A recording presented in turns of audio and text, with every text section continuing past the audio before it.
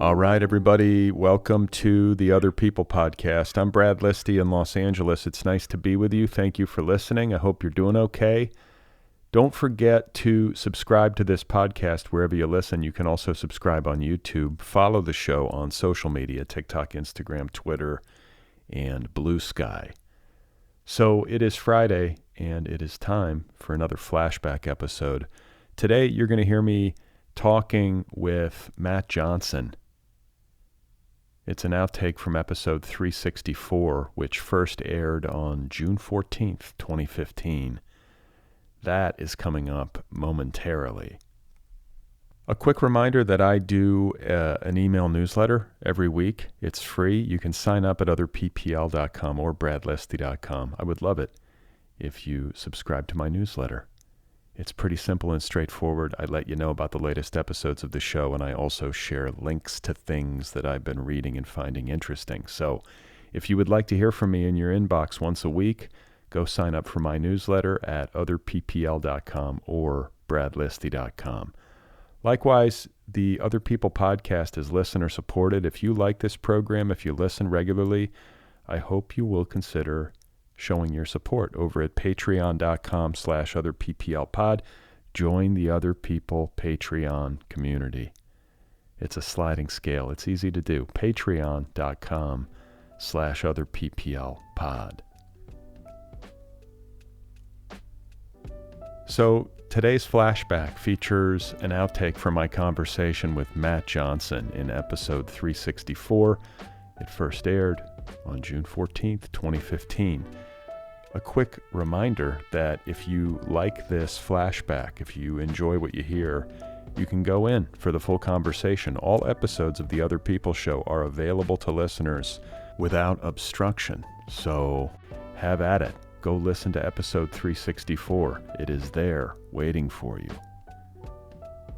Matt Johnson's most recent novel is called Invisible Things. It was published in 2022 and was longlisted for the Faulkner Award. He is a Philip H. Knight Chair of the Humanities at the University of Oregon. His other books include the novels Loving Day and Pym. Over the course of his career, he has received a variety of awards, including the American Book Award, the United States Artists James Baldwin Fellowship, the Hurston Wright Legacy Award, and the John Dos Passos Prize for Literature.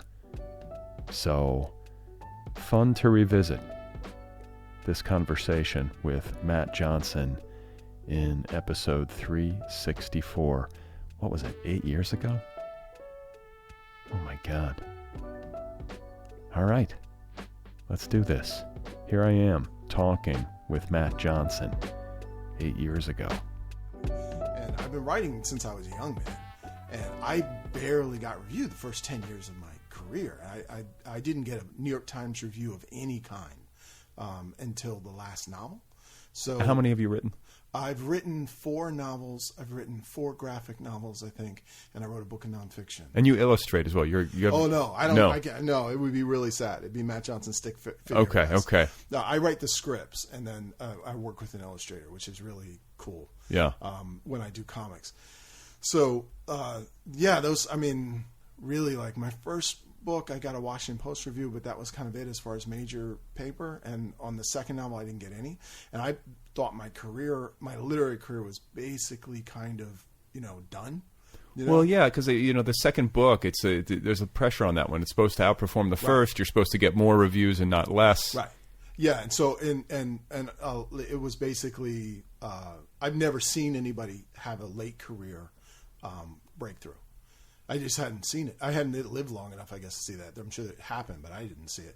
And I saw like other people who, other writers, particularly other writers of color, coming out and breaking out like immediately. My age, like first Juno Diaz blew up, and then other people, Colson Whitehead, and I heard stories that this woman Zadie Smith coming over from London, and then ZZ Packer. So, my idea of like how it works is if they're going to like recognize your work, it's going to happen immediately. And if they don't, you're going to get put into this kind of lower tier for the rest of your life. And by lower tier, I mean less people are going to be looking at your work. Not that the work isn't as good. Right. So that was my assumption, and and I really hit an ego wall on that. You get depressed? Oh God, man, dude! I went to a reading. My editor was there. I went to this reading in Brooklyn, and it was when the second book had failed completely. It failed in such an amazing way. It didn't fail because the actual book, because nobody read the book. Right. Right. So it couldn't possibly have failed. It wasn't on a its own critical merits. failure. It was a non-existence failure. But what I mean by that is that it just wasn't in the bookstores. It wasn't in Barnes & Noble. It wasn't in Borders. The indies were really struggling, and a few of them had it, but mostly they didn't because they didn't know who I was and nobody else did. And it wasn't reviewed, so it really kind of almost didn't exist. And it was, I still love that book, but it just wasn't out there. So I was freaking out about this because when you have a book, it's kind of like you're throwing a party, right? And the book comes out, and your house is just all ready for the party, and you got your dip out and everything. But there's a moment before every party where you panic and go, "Wait a minute, what if nobody shows up?" Right. You know what I mean? And the biggest party and the worst party, they all have that same moment. And so I had that moment, and then nobody showed up. Yeah. Which, when you work on these things for 3-4 years and then nobody shows up. Or 8 or 9. Yeah, right. It's heartbreaking. So, I went to this reading in Brooklyn. At the end of it, I think it was a reading for Donnell Alexander, and he'd done this big, really smart kind of event night where all these different people were reading, and there was music, and it was lovely. But I went, and as I read, I ripped the pages out of the book, one by one, and just dropped them on the floor out of a very nice hardcover and just ripped them out. And in my head, I was like, I'm ripping these out because I'm never reading from this book again. This book is dead. It's a little dramatic, right? Yeah, but I wasn't even trying to be dramatic. It was just it was one of those moments where I was having my breakdown on stage. It just happened to be on stage. I wouldn't have my breakdown at home, but I was there, so it worked out. And, my editor at the time saw it, and he was like, "You just seem like a lunatic." I just thought, this guy's going to go off, and, I'm never going to hear of him again. And oddly enough, later he became my editor. He wasn't at the time. So he was just there watching. He was there in the crowd, yeah. And he saw this performance. Yeah, Chris Jackson is the best editor I've ever worked with, and for me, and just a wonderful editor. And I want to get to that, but I want to finish this this low point, because I think there are a lot of people who listen to this show who might have a similar feeling. No one's ever going to read my stuff. I'm never going to break through. Yeah. Well, the thing is, then what do you do after that? Yeah. Right? Because I had to say, okay, my worst nightmares happen. Nobody's looking at my stuff. Does that mean I stop? And no, because I'm a writer. At that point, my expectations, it was good. It was good in the sense that it burned a lot of my ego down. And the ego gets in the way, not just of you as a person, but also you as an artist, right? And so it burned a lot of it down. And then at that point, I was like, okay, almost no one is probably going to see these books that I'm working on, but I still have to make them. I still have to do them. So why? Because I'm going to die, and I want to look back. I want to be in that senior moment before the exit, and I want to say, okay, I didn't waste my life. I created a sandcastle. Even if inevitably the waves will take it away and there'll be no trace of it, I want to know that I did something like that before I left. And so, I kept writing, and my assumption with the third novel I did, Pym, was that which was your breakthrough? Yeah, that was it. And no one was going to see it. I really didn't think anyone was going to see it.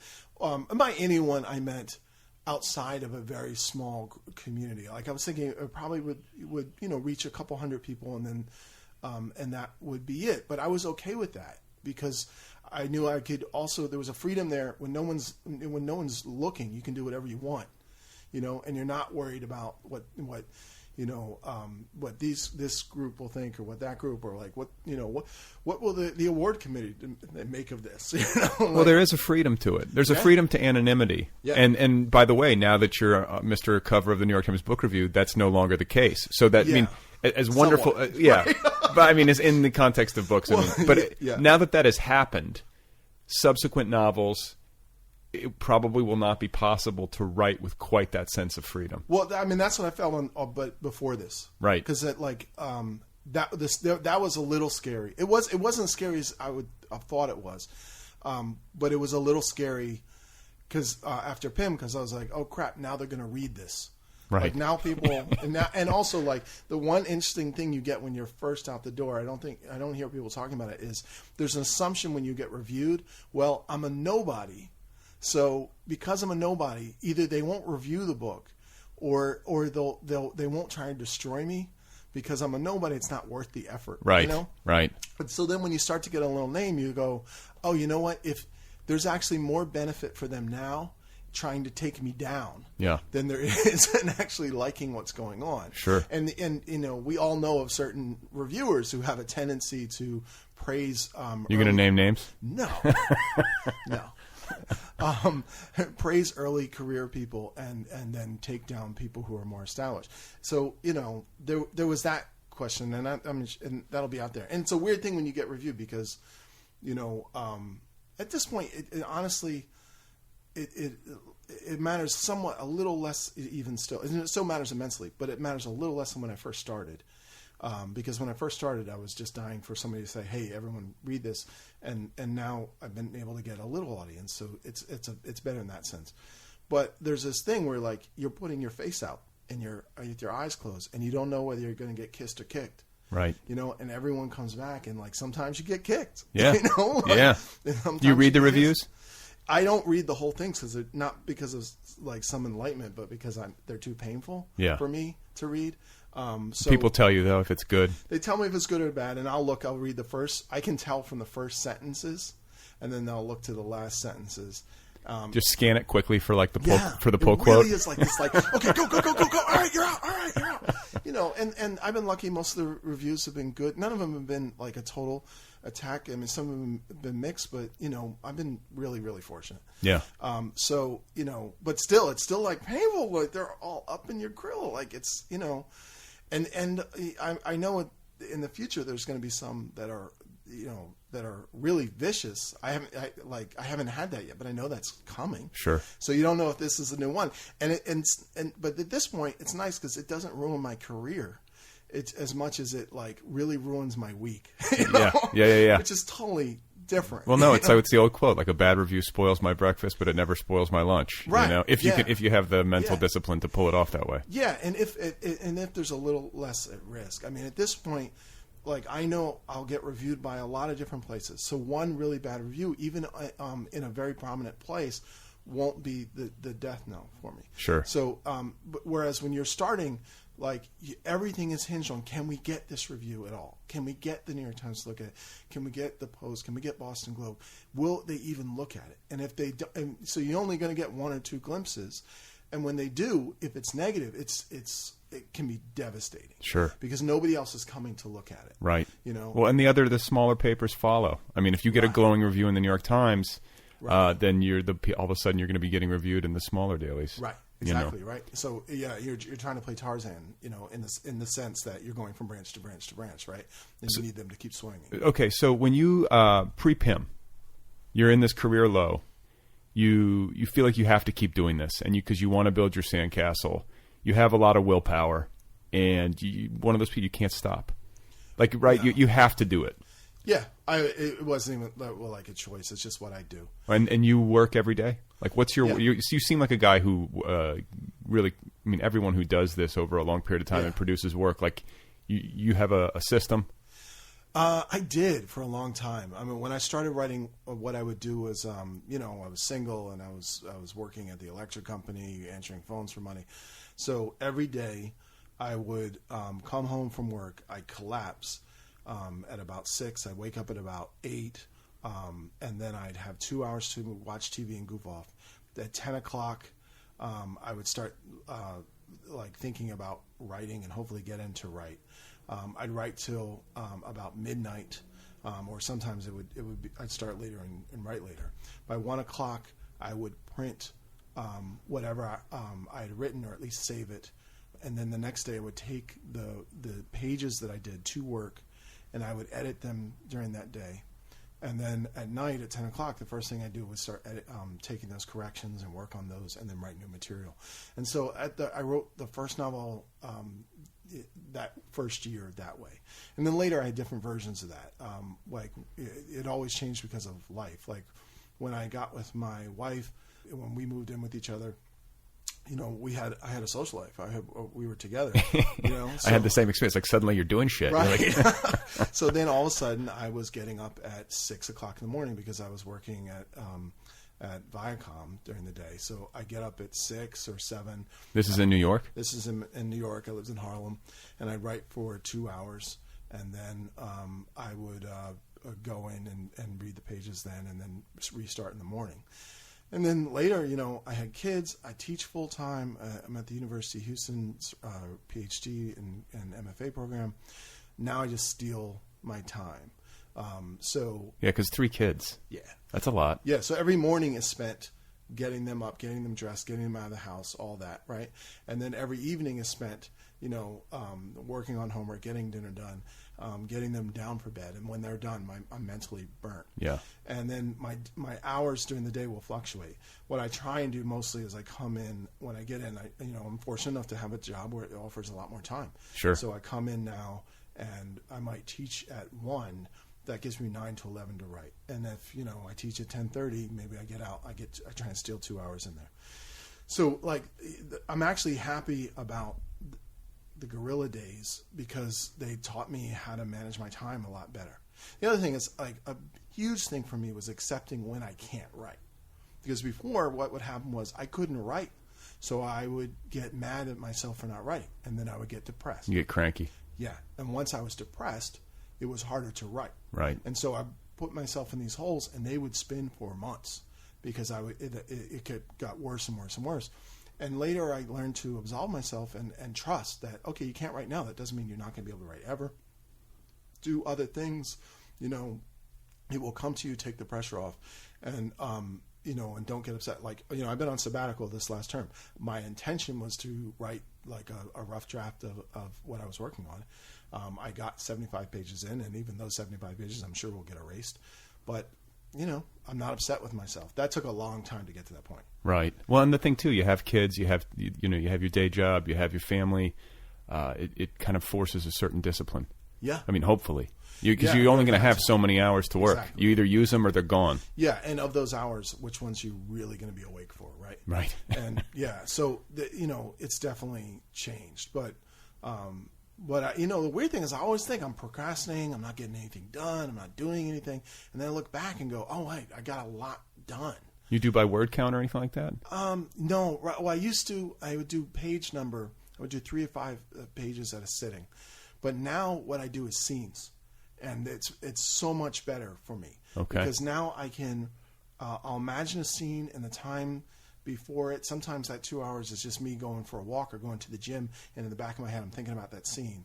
And basically I'm not playing the whole scene out. I'm just imagining a situation I can get into narratively that might create something interesting. Or you know, transitions between paragraphs or scenes. That's a lot of work, like figuring out how to do this gracefully. It's funny because like most of the stuff that we talk about as writers, most of the stuff is actually important about our books. The book reviews, the commercial book reviews, don't talk about them at all. You know, like in the opening of my new novel, Loving Day, I have this thing where there's these people breaking into the house and you don't know if they're ghosts or drug addicts. And to get the prose down, the rhythm on the prose right, that it kind of mirrored terror and mirrored anxiety, you know. And I started using these abbreviated sentences and going into this oral quality because it created this intimacy that made everything feel emotionally realer. Like that took a while to figure out how to do. Yeah. But no review. Right. Reviews are, this is what happened. This I like this and this sucked. Yeah. I mean, you're like, do you realize what I went through to get these pages? Right. I was standing in my privileged position going, do you not understand the sentence structures? But and stuff like that. And so a lot of my working is off the page, and I'm thinking about how to get myself into that situation. And then when I hit the page, I can go right into that situation. And sometimes simple as come up with the first sentence or come up with the first idea and then see what happens after that. Because I don't want to know what's going to happen, because I write everything off the page, or most of it off the page. When I go to write it, it's dead. So I want you to feel the tension I feel as a writer there. I mean, part of what I've been doing with the books, not everybody does, we're all doing different things. Part of what I'm doing is trying to walk out on the edge and then do a little dance. So there's a tension from me and from the reader. Am I going to fall flat in my face? All right, everybody, there we go. That was today's flashback. My conversation with Matt Johnson in episode 364. It first aired on June 14th, 2015. A reminder that if you like what you just heard and you want to hear the full conversation with Matt Johnson, episode 364 is in your feed. It's there. It's accessible. So search for it, find it, listen to it. You can find Matt Johnson on the internet at mattjohnson.info. Please note that Matt is spelled with one T. He's also on social media, Twitter and I believe Blue Sky. Maybe Instagram. I know he's on Twitter. He's great on Twitter. Or whatever's left of Twitter. You can read his books as well. His most recent novel, Invisible Things, is available now wherever books are sold. It was a PEN Faulkner finalist, long-listed. Don't forget to subscribe to this show wherever you listen to podcasts. You can also subscribe on YouTube. Follow this program on social media, TikTok, Instagram, Twitter, and Blue Sky. If you love this show, you can join the Other People Patreon community at patreon.com/otherpplpod. Don't forget to sign up for my email newsletter. It's free. You can subscribe at otherppl.com or bradlisti.com. If you would like to be charitable, if you would like to do me a quick favor, please rate this podcast wherever you listen. Give it a rating. It takes 2 seconds, and it really helps. It helps the show in the rankings, the algorithm. It helps the show find new listeners. So please rate and review this podcast wherever you listen. If you would like to get some Other People apparel, a t-shirt, for example, you can do that. Just go to otherppl.com, scroll down, look for the t-shirt. You can't miss it. And finally, a quick plug for my latest novel. It's called Be Brief and Tell Them Everything. Available now in trade paperback, ebook, and audiobook editions. I narrate the audiobook. So if you want to read my novel, it's called Be Brief and Tell Them Everything. All right, so coming up on Sunday, I am going to be in conversation with Emily Rapp Black for another Craftwork episode. This one involves how to approach quote-unquote truth in creative nonfiction. So very excited to have Emily Rapp Black back on this program. She's brilliant. She's also hilarious. All right, stay tuned.